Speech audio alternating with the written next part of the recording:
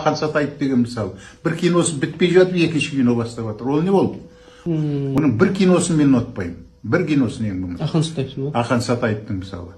Адам толғатпағаннан кейін, қиналмағаннан кейін ештеңе шықпайды. Жақсы дүние шықпайды оның. Оның бір киносын мен ұнатпаймын. Бір киносын ең болмаса. Ақан Сатаевтың ба? Ақан Сатаевтың мысалы. Не ол киносы? Ақшаны шашады, ал енді результат. Анау кейінгі хандық, қазақ хандығымен бірдеме түсірді. Алмас қылыш. Алмас қылыш. Ешкім көрген жоқ соны. Ақша қанша шашылды? Томирис. Томиристі без әлгі білімі жоқ адам ол да ондай қылып түсірмейді мысалы. Бұл географияны білмейтін жігіт бұл. Бұл тарихты білмейтін жігіт. Әйтпесе анау кімнің Томиристің несін, ордасын.